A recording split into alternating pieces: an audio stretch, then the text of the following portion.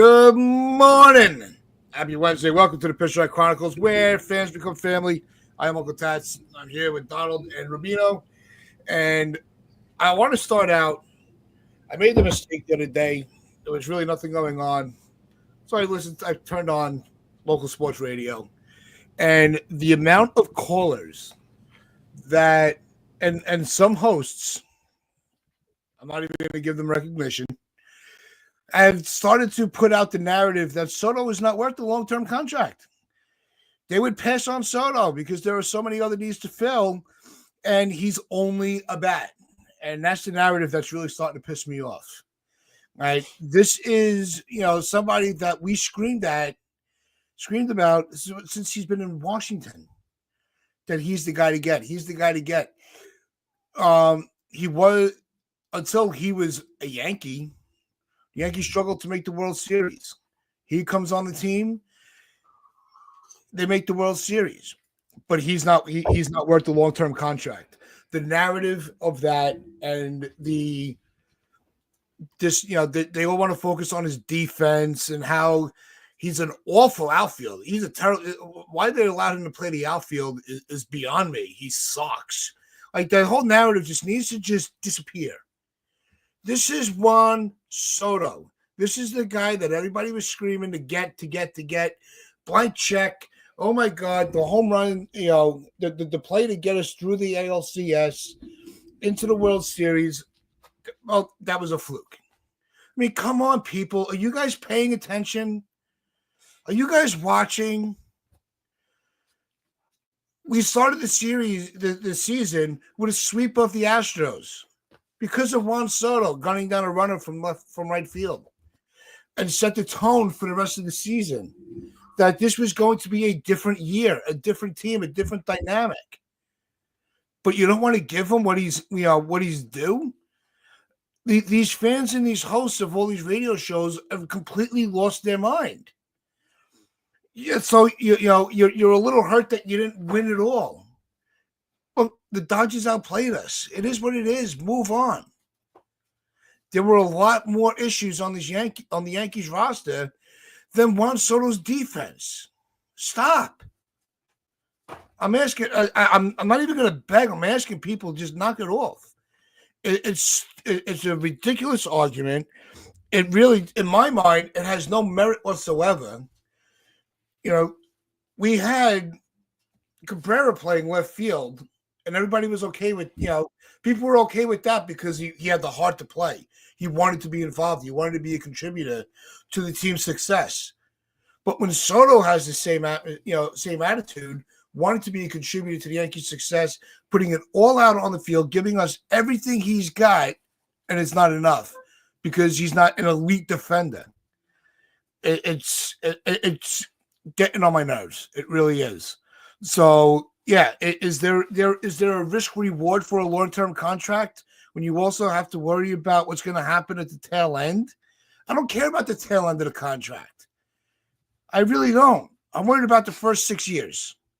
Get us 2 World Series. Get us 1 World Series. Right? Look what happened with players, like Sabathia. Right? He wasn't great at the tail end of his career, but he had that World Series ring to flash in everybody's face going, hey, I got you this. I brought the fans this ring. I brought them that trophy. These fans are never freaking satisfied. It's starting to get on my nerves. Guys, how are you feeling about that? I wouldn't pay them any mind.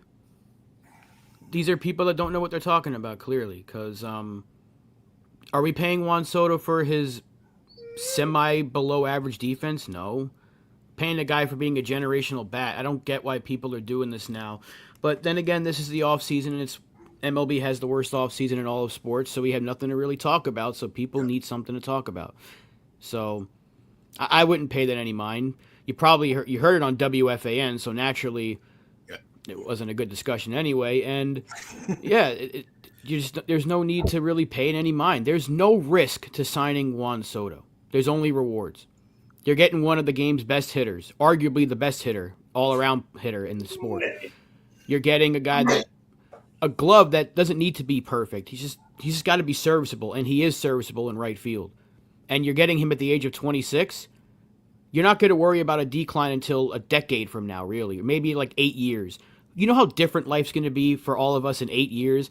If anyone's worrying about his decline 8 years from now, please go do something else with your life. If you're worrying about, oh my God, what about in 8 years? Who cares? So, this is Juan Soto. What's up, Dev? We appreciate you membering up. And I want to say what's up to everybody in the chat as well. 23 people on this Wednesday morning. There should be no reason to pay this any mind. There's zero risk to signing Juan Soto because he's Juan Soto. Donald, your opinion? Yeah, absolutely. Let me sit back for this one. It's absolutely all reward. It's all reward. There's really nothing else to say about that. There's no risk. What's the risk? The guy's 26. He's going to go to the Hall of Fame. He's arguably the best hitter in baseball right now. All-round hitter. I'd say he's the best all-round hitter in baseball right now, as it stands. He's still got, and there's still room to grow because he's only 26. So he's going to the Hall of Fame. He's generational. And it was him and Stanton that did about 90% of the work offensively through the entire playoffs. People like to be contrarians, and that's what we've got in modern society now. People love to be contrarians because it's too easy to say, well, Juan Soto is the greatest. I have to be contrarian so I can have the hot take, so I can be interesting. So I'm going to go and call up WFAN because I've got nothing better to do in my day. I'm going to call up WFAN, call up some third-rate host, because, again, I've got nothing better to do in my day, and I'm going to say something contrarian because it makes me feel interesting. When you're not. You don't know baseball, and the third-rate host doesn't know baseball, and it's all a big waste of time. That's all I've got to say about the modern sports radio right now. I mean, so for someone who, the reason why I've gone into sports industry and YouTube and all this stuff is due to growing up with Mike and the Mad Dog and the early days of the Michael K Show and all these things. They were great. They were really influential. But it's gone on a direction now where there's people that are just love to be contrarian and not have really good knowledgeable takes. So they just, scream. And they'll scream the loudest, gets the biggest attention. No. Pay them no mind, as Rob says. Pay them no mind. They aren't worth your time. The only answer, and there is no debate, that Juan Soto is generational. He has to be extended. And not just extended, but given 14 years minimum. So yeah, let's just move off that. What would you say? Yeah, no, it's definitely a point that needs to be moved on from. What doesn't need to be moved on for the moment is everybody and the family members in the chat. So I want to give a quick shout out. We got Mr. Barros hanging out with us this morning. Joe Medina, we got Acevedo, Dev Finch. We got Ken hanging out with us, Stephen B. Lou, we got Cold Italian Pizza hanging out with us. Good morning. Jonathan, what's going on? John the Beagle Dad, hope everybody in the family is doing well. Jake Boss, how is it going? If you are enjoying this content, just make sure you hit that like button, hit that sub button so you can join the chat and share this out with everybody you can think of and anybody that you just run across and say, hey, did you hear what happened on the Pinstripe Chronicles? And a big shout out, speaking of, to, with the sharing, big shout out to our friend Spencer. Who the other morning did call up the fan and did shout out the Pinstripe Chronicles podcast and all of you guys for some of the discussions that we've been having. Yes! That was a huge boost. It really made our weekend. So, Spencer, you got a very special thank you for making sure you got on the radio and shouted out our podcast. You really are a member of this family throughout. So Spencer, I know you'll be watching this later. Huge appreciation to you. You are the man, Spence. You are the absolute man. That is really, really awesome. Medina, how are you doing? No need to waste your time. Medina, how did you enjoy Pete's event? Do tell us. I saw that you were there. I saw pictures and stuff like that. So do let us know how Pete's event was. Salute to NYYU doing the business. What else have we got here? We got Jake Boss, the boss. Hi guys. Soda's bats are irreplaceable. Forget the dollars. Get him and adjust from there. Spot on, my guy. That's one hell of a beard. Is that your beard, bro? That's a boss beard. Also, we got realistic Yankee fan. Okay, we got a realistic Yankee fan in the chat. I like that. We're gonna bring back Soto, and the team gonna be better. That is absolute fact. I hate Aaron Judge for real, my guy. My guy ain't messing around. All right. Well, salute to you, and salute to everyone else. Oh, Medina says it was amazing. I bet it was, bro. Like their events are just absolutely fantastic. We've got to convince Rob to go to one of these next time. Yep. So, I do see this one comment from a realistic Yankee fan, and we appreciate all the comments. Right, everybody's opinions are respected here. I do want to know what you don't like about Judge. Right, I'm not going to bring up the H word because this is a platform where there are some guidelines, but yeah, I just want to know what you don't like about Aaron Judge. What the disdain is. Before everybody else starts to kind of go at you. So now this whole thing with Soto, right? The only argument that I've heard that has even the slightest bit of validity is, and we touched about it the other day, is what happens after the contract is signed. How much is left to fill other needs? And for me, the main priority after Soto is first base. I think we have enough in the farm system where you can move Jazz back to second, bring Durbin up to play third, or vice versa, and shuffle some things around and work internally to stay within this imaginary budget that everybody likes to talk about, right? Because obviously the Yankees are broke. Which we all know is not true. We went through the numbers on that the other day about how much money they actually bring in. And Donald was very keen to point out the percentage of the revenue that goes into the payroll is way below almost every other team. I think the number with Donald was 46% of their revenue goes to the payroll. So believe me, there is wiggle room to kind of break open the piggy bank when you get a guy like Juan Soto.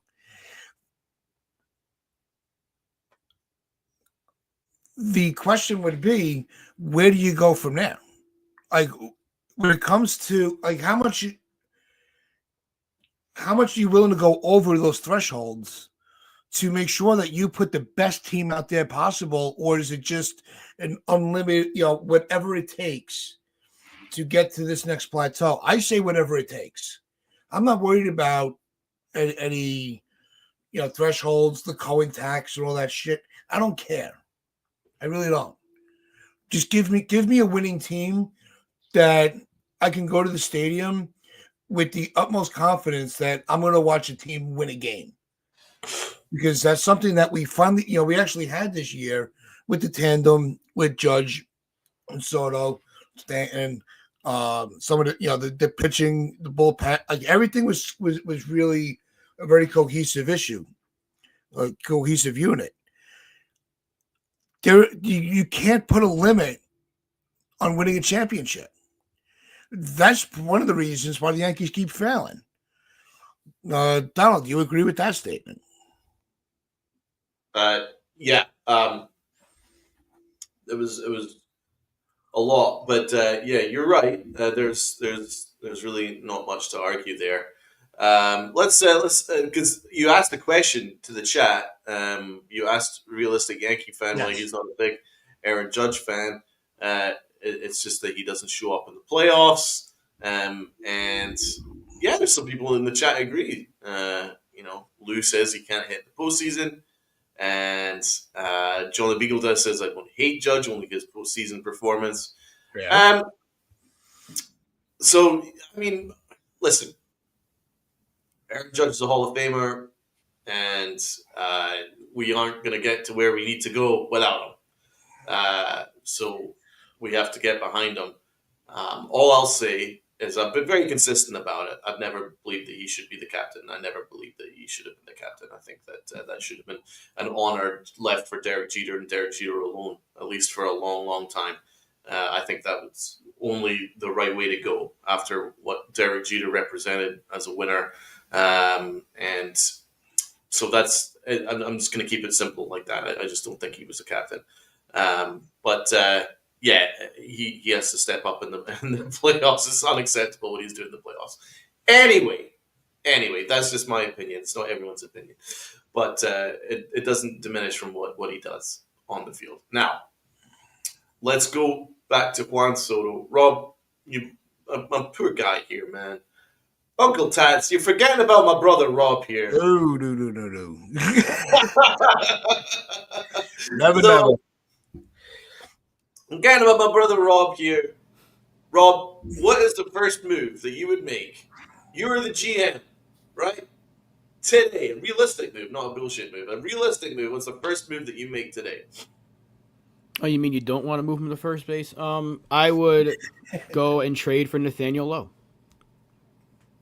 I've been talking about him since the offseason started. I think if Texas is trying to move money, if they're trying to clear some payroll, that's the guy to go get. If you want to go a bit cheaper, apparently Lamont Wade is on the block from San Francisco. He's not the greatest defender, but he's a good bat.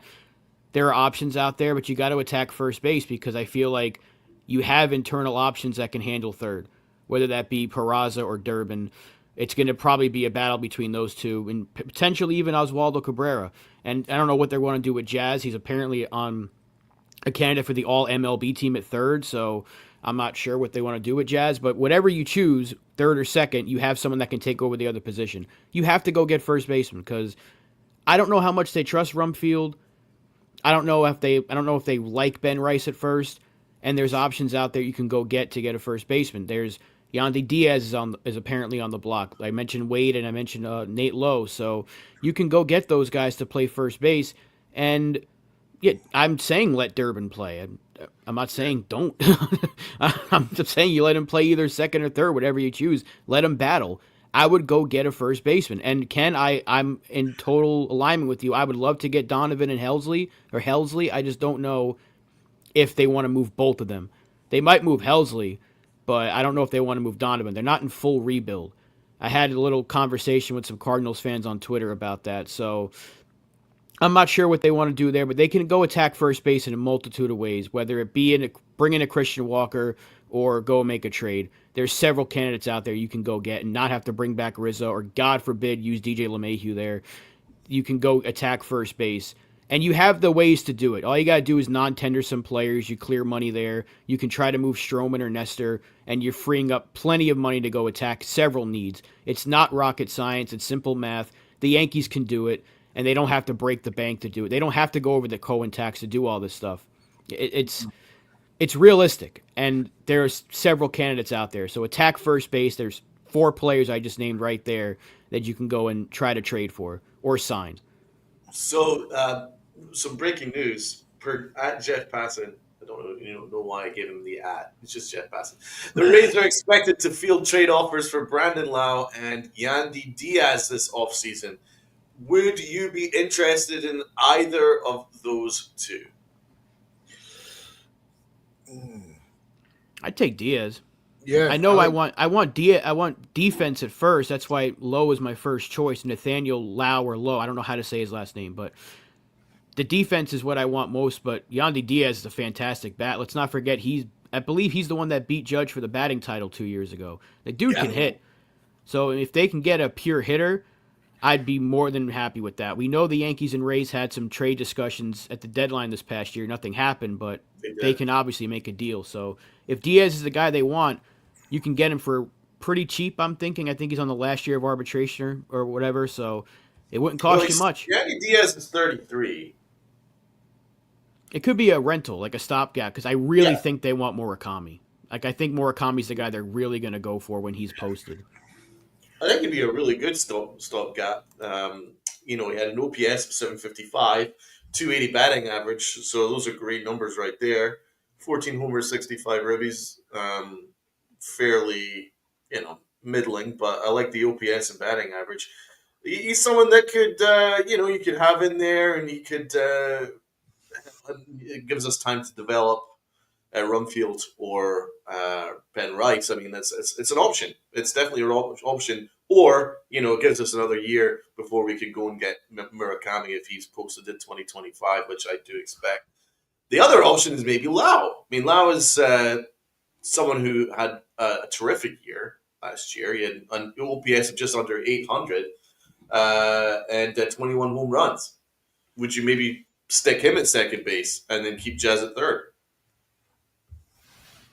And you could certainly do that, but I feel like you got to get a first baseman. He's got a club option for 26. That works in our favor as well. So if they can't get Murakami, you have Diaz for at least another year. I need a first baseman before I do anything on the infield because Jazz has taken up one spot and you can fill the other with Durbin, Peraza, Cabrera. There's several options there. No, I agree with that. Yeah, I do agree with Rob that first base should be our priority. I wouldn't mess around too much with second base. I think we've got a ton of infield options as it is. I really like to move Jazz Chisholm over to second base. I think he's much better there. And then that just kind of leaves third base to fill in. You've got options internally that you can use Peraza and Durbin. Yep. Now, you're not going to get the requisite power that you'd probably want in the corner infield, but if you emphasize defense at third, but really went heavy on power at first, then we should be fine. You know what I'm saying? One thing is absolutely certain. At first base, you need to get an OPS of around 780 to 800. If you really want to strengthen this batting lineup, because I'm sorry, the Dodgers were pitching around a lot of our guys because they didn't think that this bottom half of our order were going to do anything. So that's what you have to upgrade, man. You need to get a first baseman that can give you 20 home run power, around an 800 OPS. It's absolutely imperative at this point. Yeah, and that's part of why I even brought, we were bringing up the name the other day with Christian Walker. I'm not worried about the age. I'd rather, if I hadn't, if Diaz is available to get in the trade market, then go get him. I'd rather, it costs a couple of prospects than a long-term contract, but it also gives that stopgap, where it gives you time to know, all right, is this somebody that we can rely on for a couple extra years? And it also gives time for guys like Rice and Rumfield or somebody else in the organization, in the minors to develop into a first baseman, without having the pressure of having to learn it in one off season. Give them time. I think Ben Rice can be a good first baseman. His bat was the issue, not his glove. But if he, let him develop a little more and see what you have with him. Ben Rice is an interesting, candidate for the next season because is he going to be the backup first baseman and the backup catcher? Like, how are they going to utilize him? Because he's been a good, he's not a bust. He wasn't a bust. He gave us some good moments. He had a rush at if it wasn't for Rizzo's injury, we wouldn't have even seen Ben Rice. So he got thrown into the fire to replace, somebody with Rizzo's caliber. And I don't think he embarrassed himself. I think with the right 3-1 game. Yeah, that was another feather in his cap. And so with the home run game, they need to make sure that when they go into the 2025 season, that they have more of a solid infield. The outfield will take care of itself. With Wells behind the plate, his confidence, and he's becoming very much behind the plate, like what Cole is on the mound. Like, they're very calculated. He does a lot of work. He's a student of the catcher position. He talks with everybody. He goes over pitches, random counts, what he would want to, what he would recommend the pitcher throw. And him and Cole have really kind of bonded over that, being the analytical nerd behind the plate, behind the dish. But the infield is what really needs to be locked up. We need more security on the corners, and when you get a guy like a Diaz or a Christian Walker or Nathaniel Lowe, those are guys that kind of start the confidence of the rest of the infield that there's a first baseman there, where they don't have to worry about if they misthrow it. They don't have the right velocity, scooping the ball. Like all of that comes into play with some of these guys. Answer Mike Lopez's question. Are the Yankees going to play Jason Dominguez or Ben Rice? So that's a great question because that was actually something that Aaron Boone covered in his press conference. He said that Jason Dominguez is going to play a big role. Rob, would you have him play left field or center field? But if you moved him to center field, where would Soto and Judge play? I think Dominguez is young enough and athletic enough that he can learn left field. I think Judge can handle it. I don't want to put Soto out there. Soto was fine in right. He wasn't great. He wasn't terrible either. I don't know what people are saying terrible. He was fine in right field.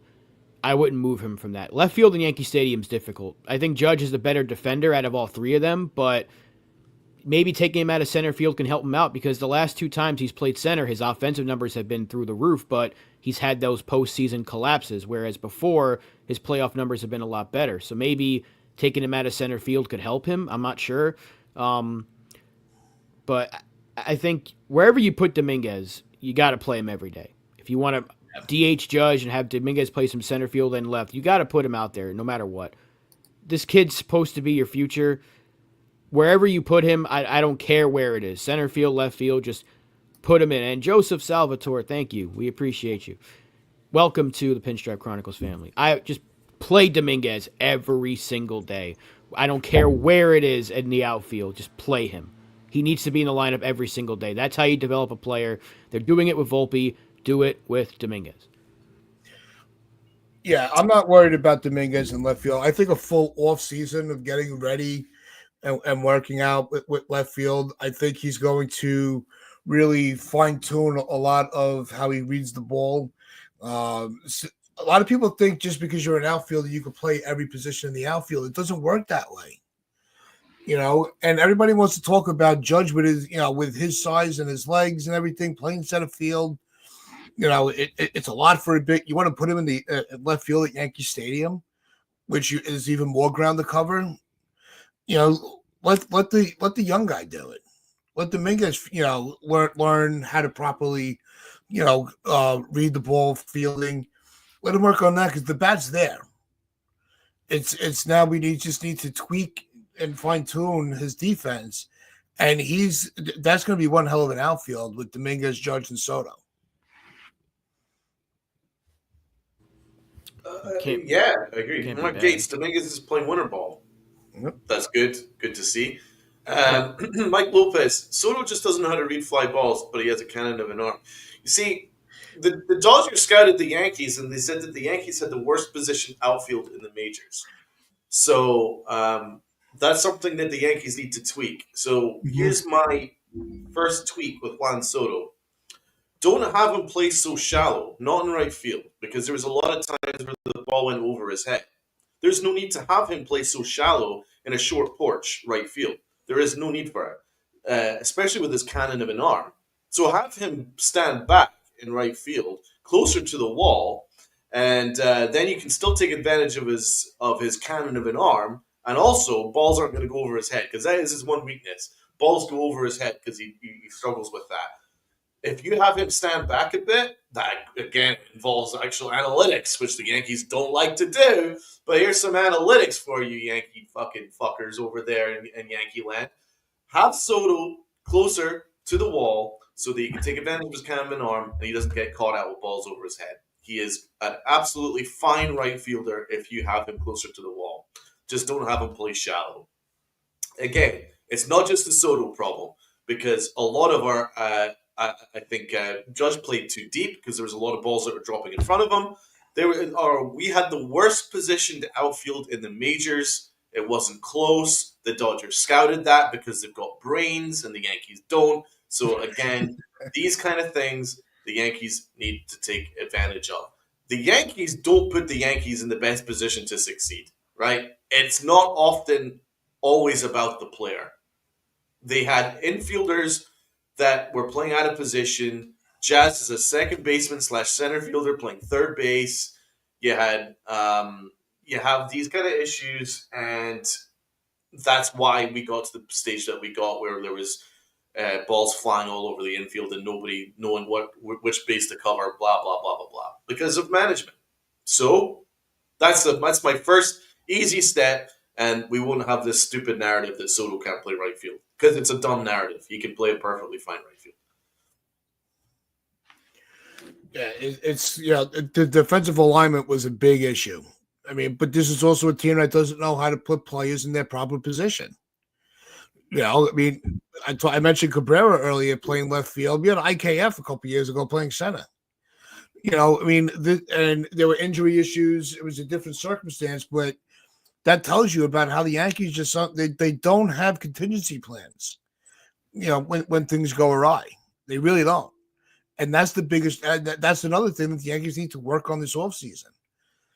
If you have one player go down, you have to know 2 or 3 other players that can fill that spot in a nanosecond. And make the proper call-ups, because sometimes some of the call-ups don't even make sense. When infielder goes down, they call up a pitcher. It's like, huh? Or vice versa. So you get these situations that the Yankees just continue to just shoot themselves in the foot, and the players are the ones getting blamed for it because they don't know what they're doing.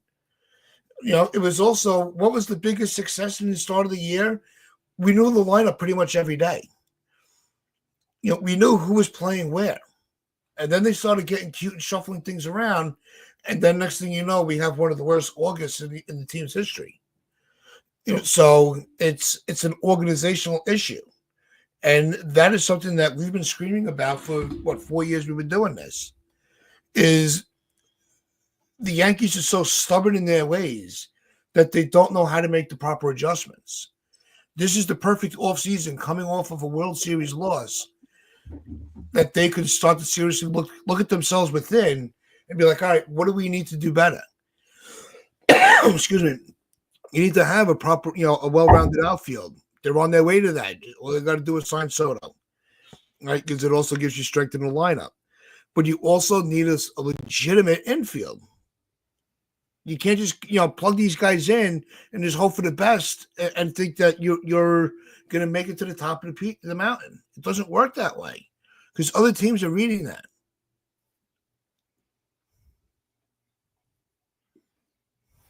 I don't want to do this again because we did it the last show, and I just want to keep repeating ourselves, complaining about the same stuff that we've been complaining about. It feels like a moot point. Donald? Well, I made my point. I made it very clear that I would improve the outfield alignment and the infield position. So let's move the topic. Tats. All right. So we also did bring up Austin Wells, who is, I do want to touch on this a little bit. The awards that were announced, that Wells and Heel are both up for Rookie of the Year. So now you have 2 Yankees going for the same award. I think the other one was Cowser was the other nominee. What do you think their chances are of beating out Cowser? Because Cowser had a pretty solid season. I don't want to discount Cowser, but does the fact that the Baseball Digest already gave Luis Heel their Rookie of the Year, does that give him an edge in the Writers Association's voting? I'm just really happy to hear that Luis Heel's going to get it, because he deserves it. Of the 3, I've said it all along, I think Luis Heel is the Rookie of the Year. As much as I love Austin Wells, and Austin Wells has developed great, Luis Heel had the better year, much better year. He's the reason why we even won the division, because he carried the rotation while Garrett Cole was hurt. And while Garrett Cole was rehabbing on the fly, because the Yankees kind of rushed him back, Luis Heel had to carry the day, and he was robbed of an all-star place. It should have been him, not Clay Holmes. So I really hope that he wins it. I think he deserves it. I just hope it's a Yankee. But I think Heel would be the top choice. If it's Heel or Wells, I think Heel deserves it. But Cowser was fantastic. So He was. I don't know. I think it's going to be between Cowser and Heel. But that tells you a lot about how good Austin Wells was because he didn't play the full season. He didn't become like a full-time starter until like midway through. And he still put his name in the conversation. So I'm really excited for what's to come next for Austin Wells. And Luis Heel is going to be a huge staple in this rotation moving forward. So that should finally put an end to any closer talk for him. Thank God, because he was phenomenal this year, and he's going to be a potential number 2 or maybe even number 1 at some point in the next few years. I don't know if Cole's going to start declining, whatever, when he gets older, but Heel, for all of his deficiencies with the command, he was phenomenal this season. The numbers were great. He's got a ton of strikeouts. He pitched a ton of innings when no one thought he would, and it's a great first step in his rookie season. So I couldn't be more happy for the kid. I'm really excited to see what's next for him. Do you want to compare just for fun?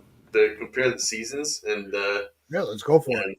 Yeah. So Colton Cowser, his OPS was 768, really good.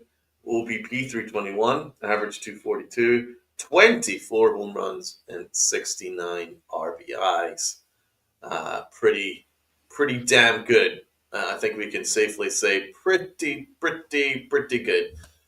So yeah, quite like the 24 home runs, 69 RBIs, that's for sure. So that was Colton Cowser. Luis Heel, he had a tremendous year. It started off better. It started off elite, and then just kind of settled for very good.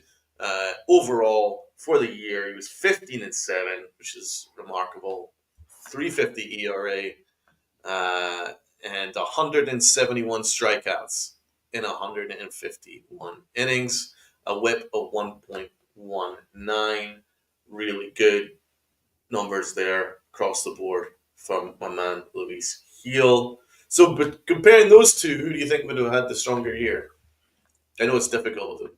No, between Cowser and Heel, and Yeah. I'd have to say Heel. Just because, the pressure of having to do what he had to do while Cole was rehabbing, getting ready for the season. The amount of pressure that was put on him, like Rob mentioned, having to fill in like that, is not an easy feat. So, and they were talks all of the whole first half that he should be starting the All-Star game. So that also needs to be thrown into the conversation. This is the guy that was saying, "Oh, he should start," and unfortunately, it didn't happen. But I would say he would have the edge over Heel and Cowser. And finally, Scottsdale, Arizona's own Austin Wells, 13 homers, 55 ribs, a stolen base, 229 batting average, 322 OBP, and a 717 OPS. None of those numbers approach Cowser. So for me, I think it's pretty obvious that it's going to be a battle between Luis Heel and Colton Cowser. Yeah, I don't think Wells is going to get it at all. He might get like a vote or two, but Cowser was clearly the better, because Cowser was phenomenal defensively as well. We can't take that away from him. As good as Wells was behind the plate, Cowser was very good defensively, so I wouldn't be surprised if Cowser got it, but Luis Heel was also getting talked about as being a Cy Young candidate for a little while, so we can't take that away from him either. I think either or, it's not going to be a wrong choice, and I think that's a good thing. I obviously prefer Luis Heel gets it, but if Cowser got it, I'm not going to be like, oh, they made the wrong decision. I think you really can't go wrong if you choose Heel or Cowser. I think Wells would be the wrong choice if we're being honest, but it'd be cool to see him get it. What should we say to Mike Lopez's comment here? I think it's a big mistake for the Yankees to let Torres walk away for free. He was a big part of your offense on your way to the World Series. Let's start with Rob. I said it multiple times over the last couple of years. They should have traded him when they had the chance. Yep. 2 years ago, they could have traded him, and we wouldn't have be having this conversation right now. They missed their opportunity. Now, does it mean I want him back necessarily? No. I don't know why people are freaking out about him removing the Yankees from his Instagram bio because every player does that. They're not going to bring him back because they would have given him a qualifying offer if they wanted him back, and they could get him maybe for a cheaper 1-year deal. But he's going to get offers elsewhere. Seattle's probably going to be heavy on him, maybe even Toronto, Boston. So I wish him the best, but yeah, I think it was a big mistake on the Yankees' part to not trade him when they could have. They could have gotten something for him, and they didn't. They chose to hold on to him, and now they're going to get nothing for him. Here's the thing. It's as simple as that. This idea that the Yankees are letting him walk for nothing. I mean, they couldn't offer him the qualifying offer because Torres would have taken it. The qualifying offer is like $21 million. He's just not worth it. If you look at all his metrics, you look at all his numbers, it just isn't worth $21 million. Yep. And so that's why the Yankees didn't offer it. And he's a free agent. And because he's a free agent, guys, right? For people that are freaking out because he's taking the Yankees away from his Instagram, he's a free agent, which means that he is no longer contractually obliged to any organization. Hence, he doesn't have one on his Instagram. It's not a big deal. It really isn't. In fact, it would be insulting if he was talking to other teams while he still had the Yankees on his Instagram. So he's removed it because he's a free agent. So that's just for you guys that need to understand that. Just you look at his numbers, it's just not. It's not worth $21 million. I'm not saying that it's impossible for him to renegotiate on a cheaper deal, but there's gonna be teams that want him. There's teams that are going to need offense, and Gleyber Torres can give you that offense. I am not saying anything bad about Gleyber, though. I thought he had a phenomenal postseason, and I think that it's a great way for him to say goodbye, because I didn't want him to leave on a negative note. He was far too good a player, far too good a player. Should the Yankees have traded him when they had value? Yeah, or should the Yankees have maybe negotiated at some point a contract where you could get him on a cheaper deal for longer? Yeah, arguably. But they have this thing where they can only negotiate at the end of a season, and I think it's an outdated philosophy. And now the Yankees are letting a really good player go for free. But is he worth $21 million a year? No. And do the Yankees have a ton of infielders? Yes. Do the Yankees have a ton of infielders in their farm system? Yes. So I think we'll be okay. Yeah, I thought we'd be okay. I talked about this. This was the leading topic on the After Dark show on Monday night. You know, with the whole Instagram thing. It's not a big deal. The bigger question I had is, why would they give him the qualifying offer like you guys said? You know, I'm like, because he wanted to stay Yankees so bad, he would have taken it. You know, but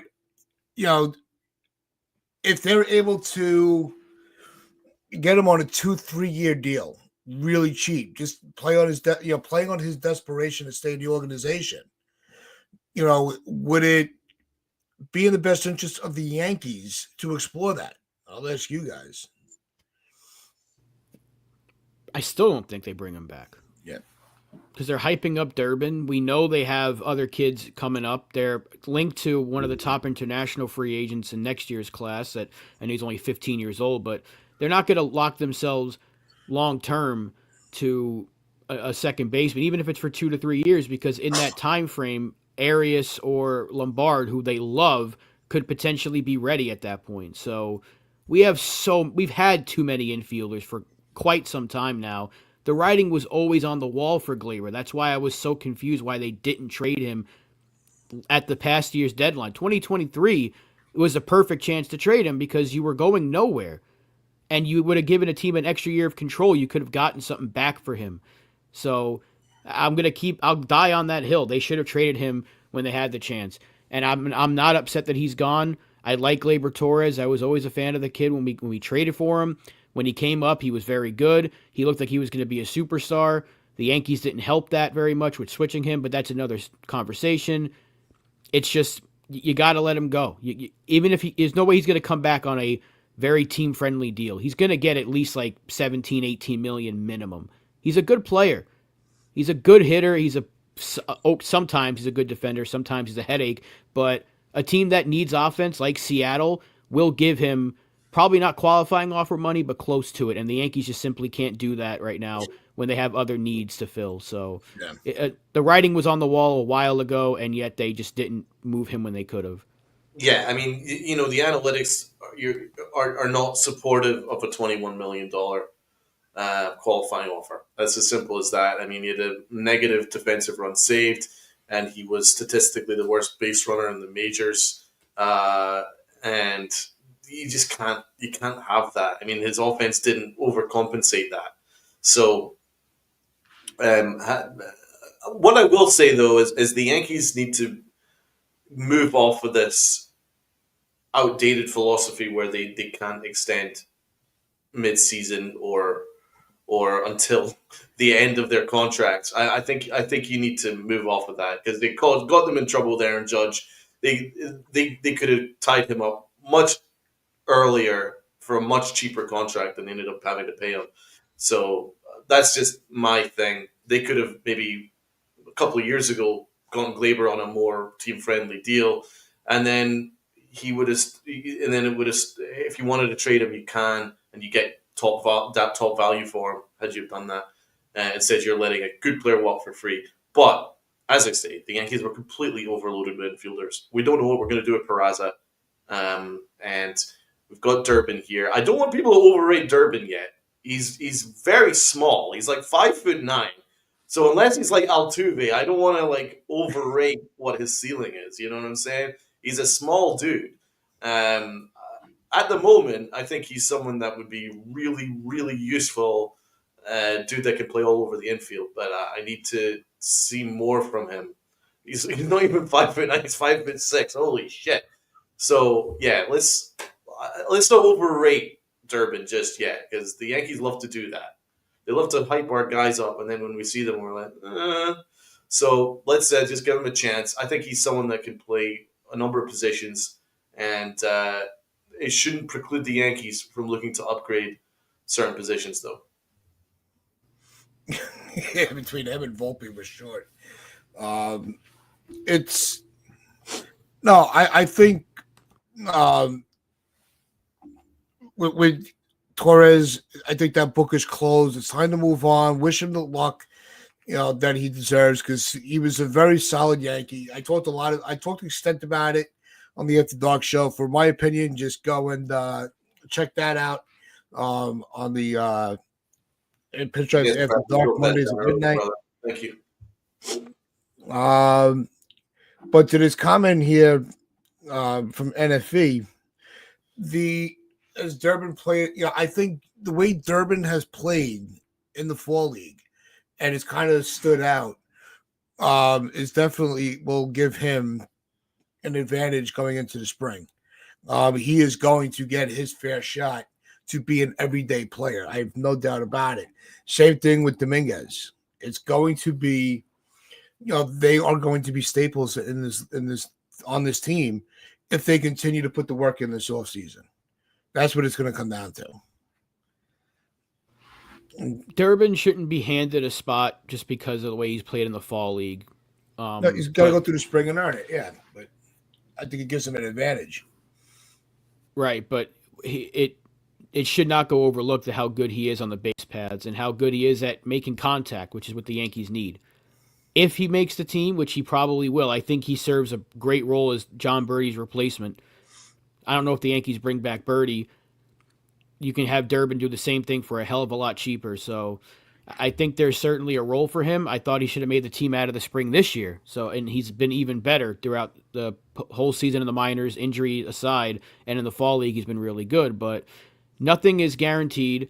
He needs to do it in game in the spring again, and he needs to do it in the majors. But it's certainly a good step forward because we got him for. I think we got him for Chase and Shreve, if I'm not mistaken. So, I mean, it was a win-win if this guy becomes a potential, even if he's a utility guy off the bench. He can play the outfield, he can play third, he can play second. I think he's played some first base a little bit. He can play short. Wouldn't surprise me if they tried him at first base, but he can play everywhere. So he's a super utility guy that you have on the cheap, and he can hit, and he doesn't strike out. and he can run the bases like a madman. So it's perfect. There's a role for him, whether it's a starter or as a super utility guy. I'm not sure, but he'll be on this team. I completely agree with that. I think that's exactly his role. Yanks family, the likes is disrespectfully low. Well, there we go. With almost 50 people watching us. Do we have 50 likes yet? I don't think so. Hit that like button, guys. Everyone hit the like button. Let's get this thing moving. I'm gonna give you guys 10 seconds to hit the like button before we move on. Hit that like button, guys. Come on. Doesn't take much. There you go. Hit that like button. But Rob's spot on. That's the rule for him. The Yankee farm system is underrated. It has been underrated for a while. We have a ton of talent, but we have to utilize it. Not overrate it, but utilize it. We have guys that can come in and do a job, and I think it's time to give these guys a shot. For instance, I'm not bringing back Trevino. I'd like Narvaez to get a shot, and that would save money as well, because you got to save a little bit of money on the margins and then really go for the targeted areas like a Sasaki and then upgrade first base. And this Yankee team will look a hell of a lot better. And also bullpen. Well, that's why Sasaki's such a beautiful player to go get, because he's going to cost you like $800,000 this year because it's international free agent money. He's not going to cost you Yamamoto money. That's why everyone's going to want to get him, and that's why I think he's going to be a Dodger, because it's going to cost them nothing. But if we can get him, we know Tanaka's his idol, so if that works in our favor, that'd be fantastic.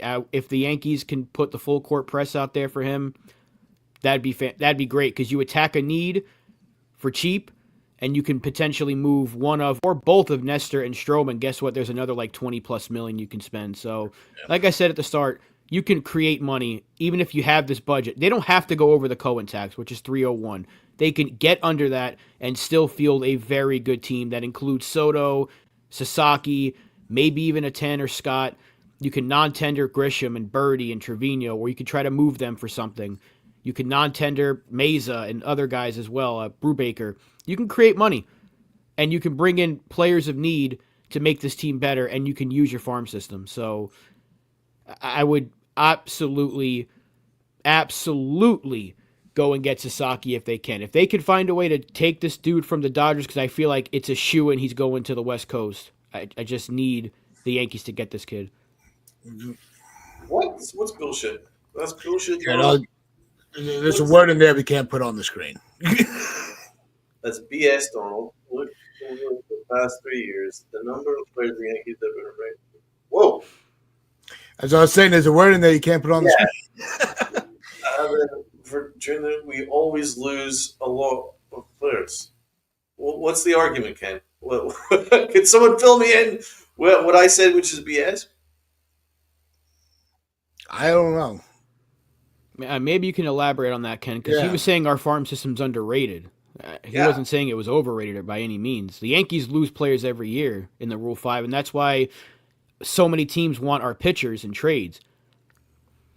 Look at when we got Montas. We had to give away like 4 pitchers for the dude. Like, everyone wants our farm system's good. It's not the best in baseball, but it's talented with a bunch of guys that are like just solid players. That's why everyone wants like our prospects, especially in the Rule 5. So I don't know what Ken's saying is BS, but if he can elaborate on it. Don't have it work like that, Ken. You can't have it work like that on our chat. That can't happen. So. Yeah, and that other word. I don't know if it was a misspell. Maybe he was supposed to put an O in there, but I don't know. But let's cool it, Ken. No, and I think that you're right, Brad. That pitchers get hammered in Rule 5 every year. That's the point. That was kind of the argument that was being made, that our farm system, although the Yankees don't see the value rated. Okay. Thank you, Ken. It's, other teams see the value in our players more than we do. And that's another part of the problem is, we hold on to these guys where they don't get, there's no clear path for them to have success in our own organization. It's very hard to break through because of, We have significant players that are still in their peak, that are on the major league level. So there's no, you know, there's no room for them. Or one player gets a shot over another. They have a pretty good year, and the other guy's never spoken of again. So it's the Yankees' own evaluation of their own talent and their own development. That's something that comes into question a lot.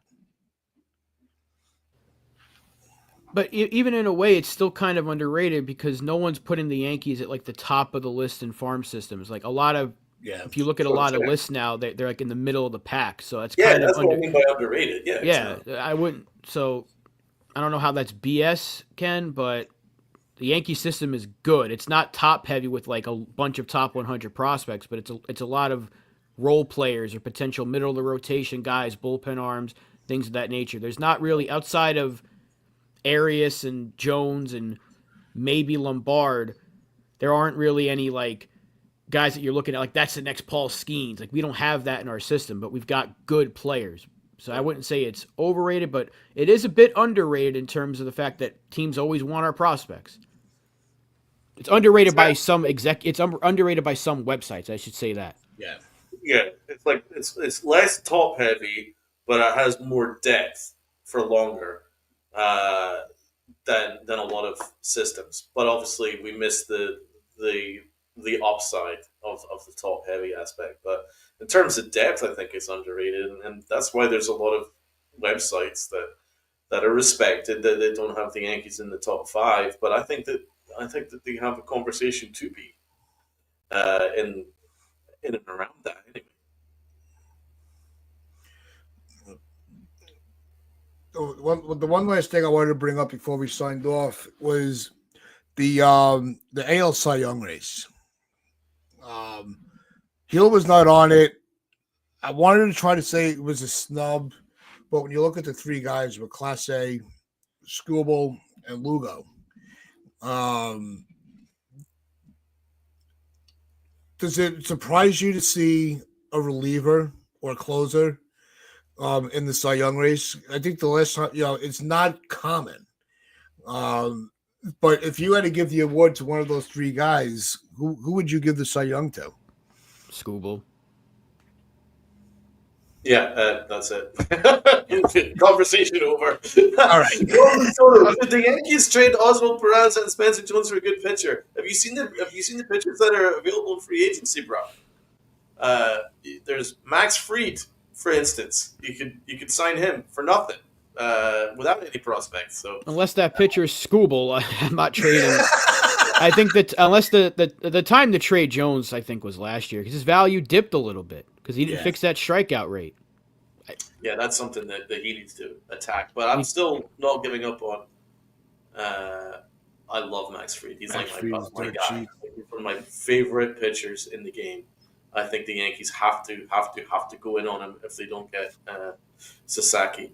But as I was saying, yeah, Spencer Jones, I'm not giving up on him. Like, there's so much upside there. His athleticism is unbelievable. His bat is excellent, but he needs to cut down on his strikeouts. Until he fixes his zone, he's not going to have that upside. So he might not be ready off the bat just yet.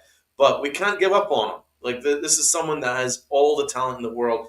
But again, the Yankees need to improve their development in some aspects. I think they need to work on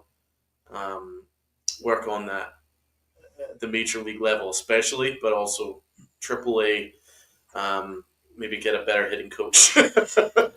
Like right now, he would be like a Kyle Schwarber type, a guy that can hit a bunch of home runs, but he's going to strike out a lot. Well, we're not going to care if he's if he's crushing 40 home runs a year with really good defense in center or wherever they put him in the outfield. But that strikeout rate, teams will look at that because for a while that he was untouchable, and then at the deadline, the Yankees were apparently considering moving him.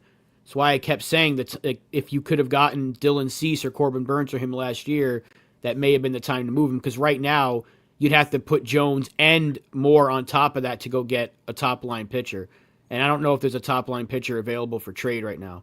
Because unless the Tigers are stupid and try to move Skubal, then you move everything it takes to go get that guy. But I ain't trading him for Garrett Crochet. That's for damn sure. No, but we'll dive a little deeper into the pitching market on Friday, and the bullpen as well with the starters. We'll go over everything and cover all the bases that we can. But we do appreciate everybody spending their Wednesday morning with us as always. Make sure you do hit that like button, hit that sub button, share this out with your friends, your family, the strangers on the corner. And if you so choose, we also do have memberships in the community tab as we are putting together some content just for you guys alone. Even the ladies on the upper deck are coordinating some members only shows. So make sure if you're able to, we do appreciate the memberships as we are growing rapidly on this off season already. So, like I always say, wear those pinstripes of pride and play hard.